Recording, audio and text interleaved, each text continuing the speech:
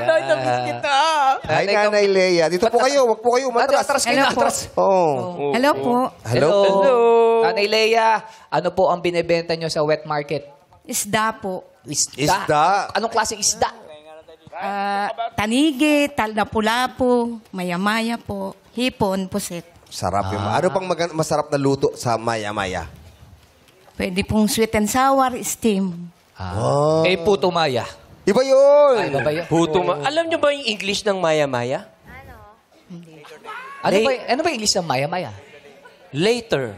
Maya-maya. Maya-maya. Later. Maya-maya yun. Maya-maya. Ang English po? nun ay tweet-tweet. Ano ba Ibon. ano ba pinakamabentang isda? Saan? At yung mahal. Hasa-hasa po. Mahilig kayo sa mga inuulit na isda. Ano?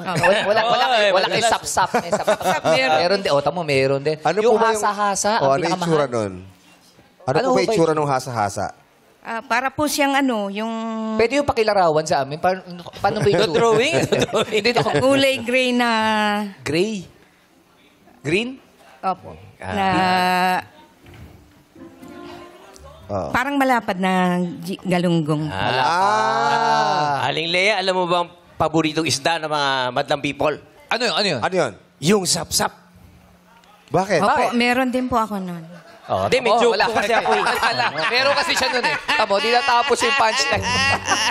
Seryoso kasi yung bent Yun yung mo, kasi ano mo, banat mo. Ayoko na sabihin. Kasi ano po yun? Sapsap, madlang people. Alam ko luma na yun, pero para sa iyo. Maganda, magkakatuloy. Nanay, ano raw yung sinasabi ng kapwa isda sa isang isda? Alam ni Ryan dyan eh, lagi niya ginojoke. Ano yun, Oh, Ryan, ano ba yun? Nanay, is that you? Is that you? Is that you? Is that Nakakatawa ba yun, Nanay? Opo. Natawa si nanay.